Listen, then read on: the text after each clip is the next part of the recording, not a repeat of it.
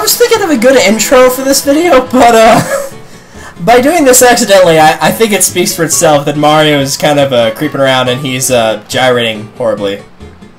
So yeah, I don't know how I found that, but I did. For better or for worse. Hey guys, what's up? Pitmarthra here. Welcome back to Super Mario Sunshine. In the last episode, we went through the first half of Gelato Beach. So in this half, we'll obviously be finishing it up, save for, once again, the 100 coin shine. Starting with, this is either 2 or ill, maybe. I'm just going to go with 2. Piantissimo the Second's Sand Sprint. This is a guy you're going to be seeing fairly regularly throughout the levels. He's not that difficult, though. He's actually very, very easy to beat. This is similar to the Koopa the Quick levels in stages 1 and 13 from Super Mario 64. For those of you that know how I remember that, I've played a lot of Mario 64. I remember that it was Bomb Battlefield and Tiny Huge Island, but yeah. I am the second Piantissimo, and now we shall race to that flag. Yes, it is a flag. We are racing to it. It's a race to the finish flag, and only one can triumph. By the way, the current record is 35 seconds. Are you at the ready? Then get set and go! And just like that, he takes off. Well, we better take off as well, shall we? This race is pretty easy. Don't even bother following him. Just take your own path, because his path will be slow. Very, very slow. I don't even know which direction he's really going. The record was 35 seconds. That's about 18, so basically I cut his record in half. Not quite, but pretty close. Technically cutting it in half would have been 1750, but close enough. Meanwhile, this slowpoke just now caught up. Hi. You're pretty good. You seem to have some speed. You've grown ever so slightly in my esteem. Slightly. I kicked your butt. Whatever. And for beating us, he awards us a Shine Sprite, which we will happily then collect. But yeah, that might have been the easiest one, but they don't get much harder.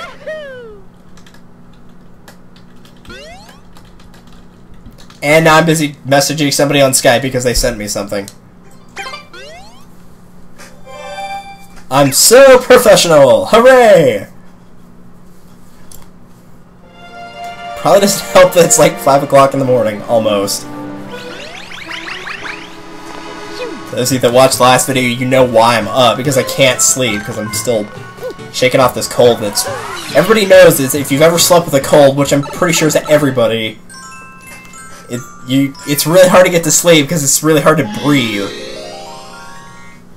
And for anybody that's got, you know, sleep apnea or really bad snoring, whatever, you already know how that is regularly, but for those of us that get sick occasionally, we can feel your pain ever so slightly.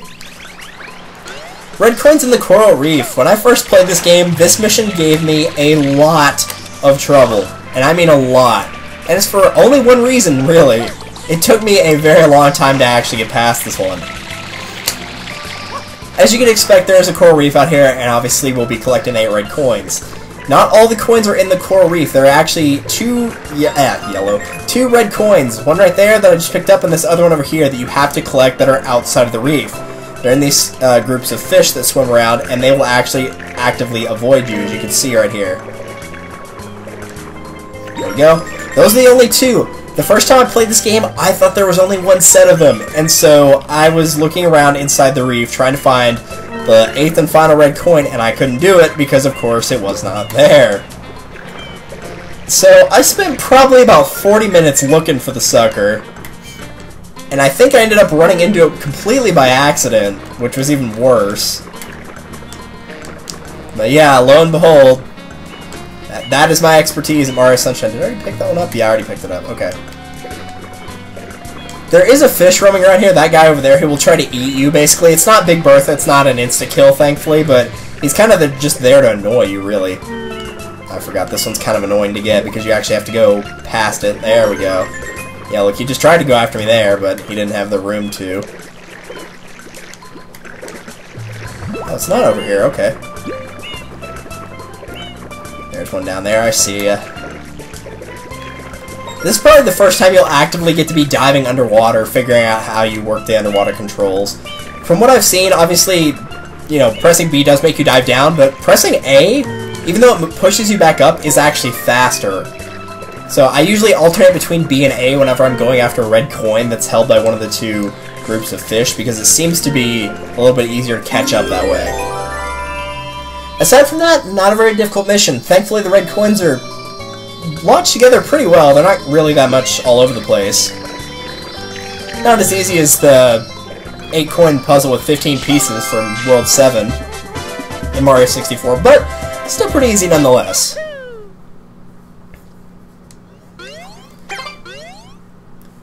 Alright, so we got 3 shines left, 1 secret, 1's the Watermelon Festival, and then lastly we have the one upcoming here, which I don't remember what it is actually off the top of my head. Oh, right, duh, the Shadow Mario. Episode 7's always Shadow Mario. Hello! I think I remember these things, but apparently not. It's Shadow Mario! After him! Yes, I was doing the Phoenix Wright pointing a finger and shouting objection pose. Alright, so another Shadow Mario mission. This one's a little bit more difficult, but really the main reason why is, really just there's more platforms that he can bounce around on, if nothing else. This first one you can just jump up right here. Oh, that was stupid. I got way too close to him there. He'll do a lot of ridiculous jumps like that that don't really get him anywhere, kind of like that one as well. So he gives you plenty of opportunities to catch up / attack him if need be. He'll wall jump up here and then jump back down off of the right path if he gets that far, but hopefully he won't. Let's have a gyrating flood. It's been a while since we've done that, right? There we go. That's beautiful. It's beautiful. Whoa, camera! You went into the wall. Are you okay? Probably get some first aid out here. Make sure he's alright. Oh well. Yes, yes, we'll get to the next stage in the next episode. Not looking forward to the last mission there. It's probably worse than Mission 8 in this stage, which is widely known to be, in my opinion, it's not the worst, because I already mentioned this last time, but a lot of people consider this to be one of the most annoying missions in the game. Episode 8. The Watermelon Festival.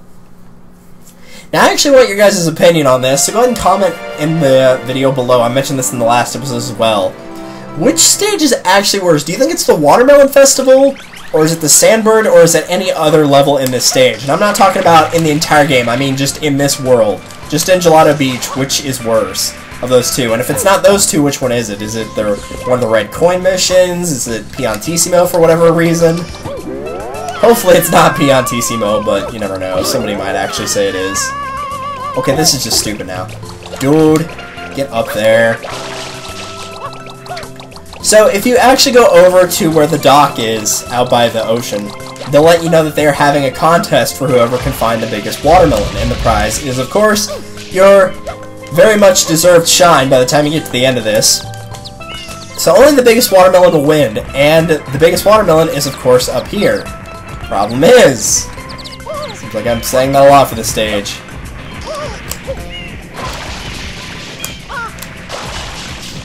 Every time that the watermelon comes into contact with something, and I do mean every time, with the exception of Mario, of course. Whoa! Where'd that... Okay, that tree literally spawned out of nowhere, but okay. Every time something touches it, a wall, etc., it will pop. And primarily this means the cataquacks, but it can be other stuff too. It gets stuck on a lot of weird things. And I'm actually going to try something here, because I'm curious, what would happen if... Oh no, it didn't work. I was going to see if it would go screaming off the side, but if it touches something like that, it might glitch through. If it touches this pole, it will probably explode. See if I can get it to do so. No, it just went through the pole. And now it's just glitching. But yeah, that's about standard for the watermelon. It's really bad. I didn't have that equipped. Dude, switch me back! I can't switch nozzles in midair! What is going on? Oh, now it lets me switch, now that it doesn't matter anymore. He was just humping me right there. Yeah, go Cataquack, have fun, man. Just go to town on that corpse. Creep. creepy. Very creepy. It's also creepy that I said that. I'm fully aware. But yeah, that's what you can expect at the Watermelon Festival. And to be honest, I've yet to see a good strategy for this. So my strategy is pretty much the common strategy of people that have played this, is just throw it down the lane and pray it hits something in typical bowling fashion. Only it worked as well as it did whenever I bowled. I can actually bowl relatively decently. Not like professional, but like, you know, 130 to 150 mark most of the time, so. Most people my age, is like, as long as you can get triple digits, you're pretty much fine, but I usually try to go for about 140.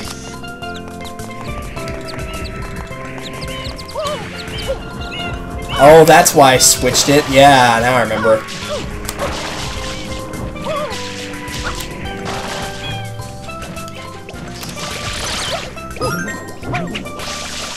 Now, in spraying the Cataquacks, they're not going to stay down for that long. But if you spray them and then jump on them, you'll get a coin, and they will also actually stay down for a much longer period of time.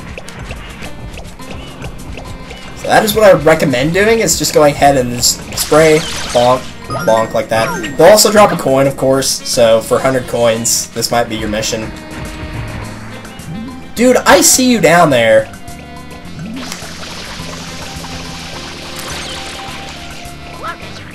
Oh, what is that? Here, take that watermelon. If you bring these other watermelons, geez, I can't talk all of a sudden. If you bring the other watermelons, to the actual dock, they will give you coins for them, but you will not be getting the shine sprite. So, honestly, I would say it's a waste of time. Don't bother. Oh, what the heck happened there? Okay.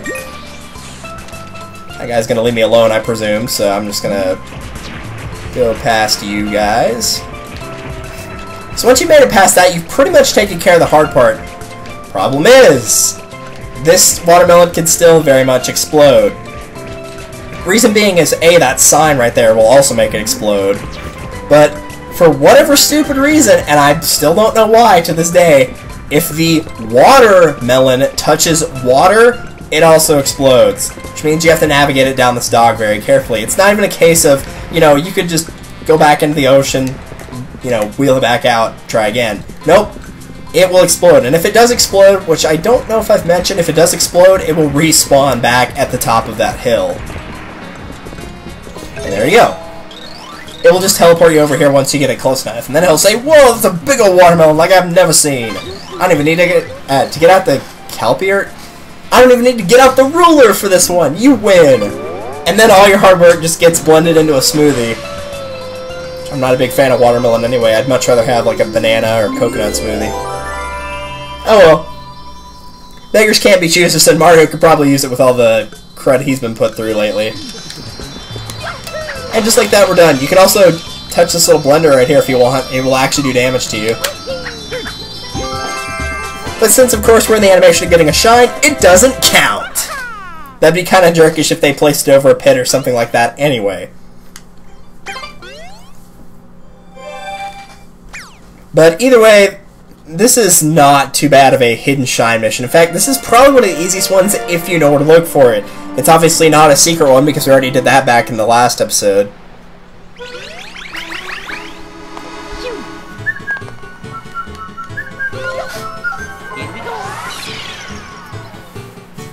So, for this secret mission, go ahead and select episode 8. I don't remember if it appears on other missions, but I know for a fact that it does on 8. This is a very, very easy mission, though. Yeah, you guys party over there. I'll be not dealing with the watermelons anymore. The fact that it only took 2 tries is actually pretty good, though, all things considered. Could have gone worse. Could have gone worse. Alright, so if you head over here, you'll notice that there's actually this little area down here. If you spray that plant.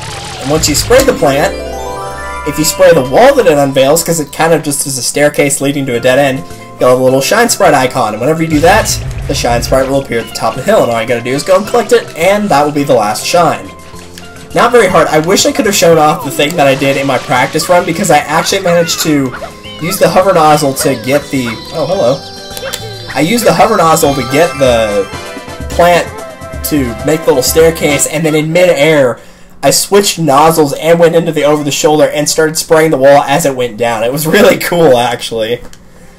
But, oh well. I wish I recorded it, but I don't record my practice runs. I probably should in case something stupid happens, but you never know. Something stupid that happened was when I was doing the Watermelon Festival. The last time I did the Watermelon Festival, on my practice file, like before I even started LPing the game, I'm pretty sure it hit a bird and exploded, like one of those birds on the wire, but it was, I'm not entirely sure that was the case. But it was rather bizarre. Let's see. 15 minutes. No, let's end it off here. I was going to say we could open up the next world, but I think we're just going to end it off here. So, thank you guys for watching. This has been Pitmarth Roy with Super Mario Sunshine, and I will see you guys in the next episode when we tackle Peanut Park. See you guys then.